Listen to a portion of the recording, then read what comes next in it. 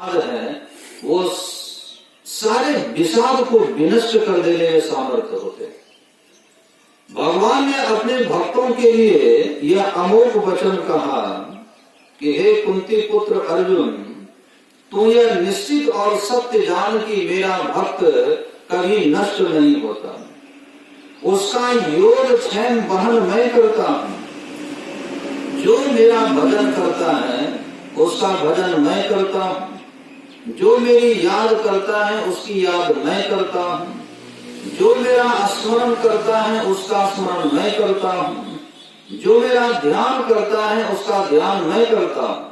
भगवान कह रहे हैं जो मुझको ध्यान में रखता है उसको ध्यान में मैं रखता हूँ। जो सब तरह से मेरे ऊपर समर्पित है तो उस भक्त के ऊपर सब तरह से मैं समर्पित हो जाता हूँ। भगवान का ध्यान करना क्या है? भगवान का चिंतन करना। जिस भक्त ने भगवत चिंतन के द्वारा इस दुखमय संसार का चिंतन सदा के लिए छोड़ दिया, अथवा जिनके लिए एकमात्र ईश्वर परमात्मा ही सर्वथा चिंतनीय है, तो कहा कि उस भक्त के जीवन में कभी दुख आ सकता है? कदापि नहीं। पर अब यहाँ पर सवाल है कि अब भगवान का ध्यान कैसे किया जाए।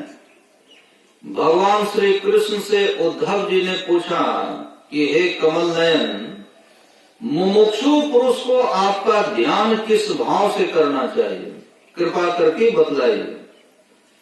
तो भगवान श्री कृष्ण उद्धव के सामने विराजमान हैं और उद्धव जी उनके प्रत्यक्ष दर्शन भी कर रहे हैं और फिर भी उन्हीं से भगवान से पूछ रहे हैं कि आपका ध्यान कैसे करना चाहिए। वे तो भगवान को देख ही रहे थे, फिर ध्यान के विषय में क्यों पूछ रहे हैं? और साथ ही इस प्रकार उद्धव जी के पूछे जाने पर भगवान कह देते कि तू तो मुझे देख ही रहा है, तो फिर ध्यान के लिए क्यों पूछ रहा है उद्धव? तो मुझे देखने के लिए ही तो ध्यान किया जाता है, तो मैं तो तुम्हारे सामने प्रत्यक्ष हूँ, तो इसी प्रकार तू दिन रात मुझे देखते रहो। पर भगवान ने ऐसा नहीं कहा, बल्कि विस्तार से उद्धव जी को अपने ध्यान के विषय में बतलाया। यथार्थ में यह विषय बड़ा ही गंभीर है। भगवान श्री कृष्ण सामने खड़े हैं और फिर भी उद्धव जी उनसे ध्यान के विषय में पूछ रहे हैं। अच्छा, इसमें गंभीर्य क्या है? इसमें संकेत क्या है? उद्धव भगवान के शरीर मात्र को देख रहा है, पर शरीरस्थ भगवान को नहीं देख रहा है। भगवान ने ऐसा कहीं भी नहीं कहा कि क्षेत्र और क्षेत्रज्ञ में अंतर नहीं है, पर ऐसा जरूर कहा कि सभी क्षेत्रों में मैं क्षेत्रज्ञ हूँ। शरीर का दर्शन हो पर शरीर में रहने वाले का दर्शन नहीं हो, यह पूर्ण दर्शन नहीं है। शरीर का दर्शन नहीं हो पर शरीर में रहने वाले का दर्शन हो जाना, यह है पूर्ण दर्शन। और इसी दर्शन से भक्त को पूर्ण दर्शन का फल प्राप्त होता है। विद्यते हृदय ग्रंथे छिद्यन्ते सर्व संशया क्षीयन्ते चास्य कर्माणि तस्मिन् दृष्टि परावर। परे से परे परमात्मा को देख लेने पर हृदय की ग्रंथि खुल जाती है, सभी संशय छिन्न हो जाते हैं और सभी कर्म नष्ट हो जाते हैं। और ऐसा होना ही भगवत दर्शन का पूर्ण लाभ है।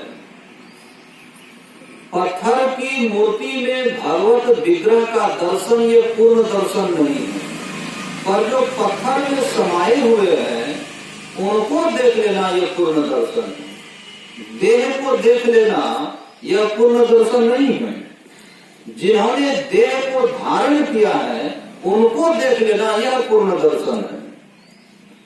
अच्छा, बहुत सारे दुष्टों ने भी भगवान के देह का दर्शन किया, पर दर्शन का जो फल बतलाया गया है उसे प्राप्त हुआ नहीं हुआ। संत सूरदास जी महाराज ने, संत रामानंद साहब ने, संत गिरिजानंद सरस्वती ने इस प्रकार से बाह्य चक्षु विहीन बहुत से महापुरुषों ने भागवत देह का दर्शन नहीं किया, पर भगवान द्वारा उपदेश भगवान के ध्यान विधि से आत्म चक्षु प्राप्त करके शाश्वत स्वरूप का साक्षात करके यथार्थ दर्शन करके यथार्थ फल को प्राप्त किया।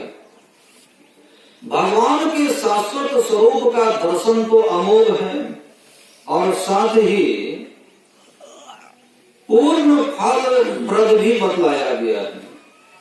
परमाराध्य गुरुदेव कहा करते थे कि सगुण का भी आदर करो और निर्गुण का भी आदर करो।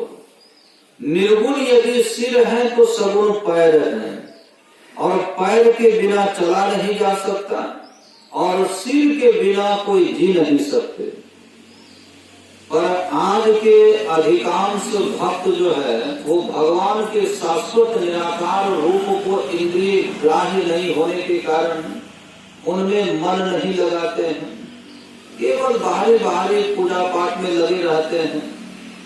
ये सूक्ष्म भक्ति से उसको कोई मतलब ही नहीं।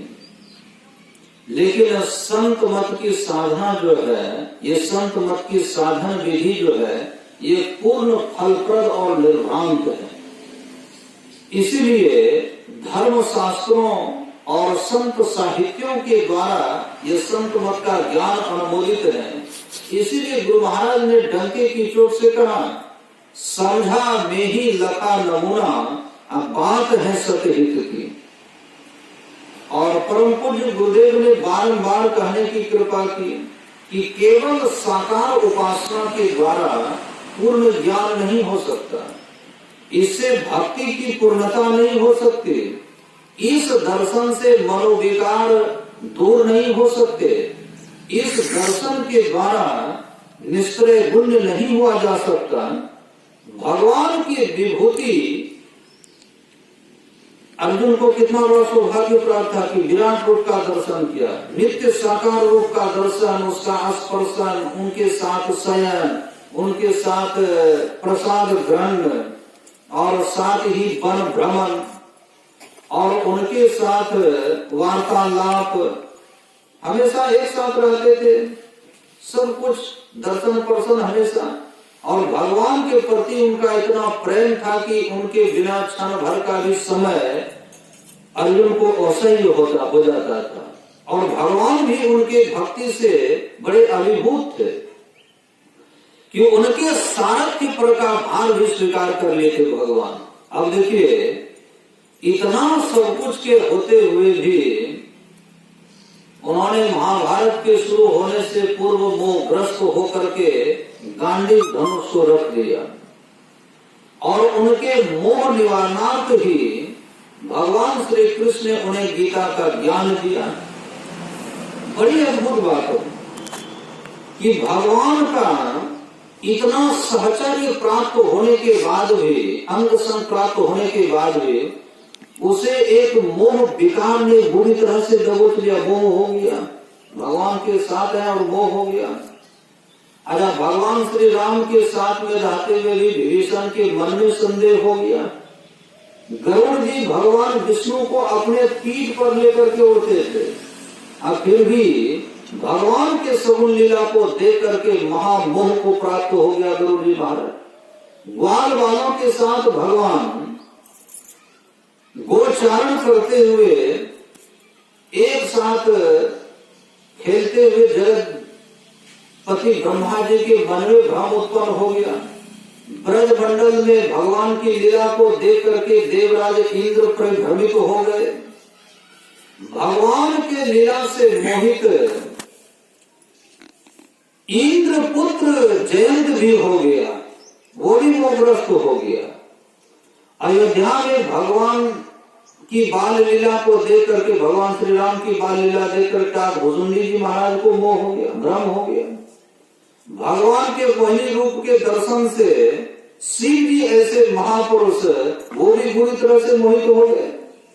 इस तरह से बड़े बड़े ऋषि मुनि महात्मा भी भगवान के साकार विग्रह के दर्शन से मोह को प्राप्त हो गया। और नारद जी की तो बात सब कोई जानते हैं।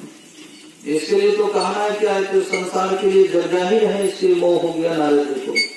तो ये सब उदाहरणों को पढ़ करके सुन करके यह सिद्ध होता है कि केवल शरीर मात्र के दर्शन से, इस चर्म चक्षु से दर्शन करने से विकारों का सर्वथा नाश नहीं होता।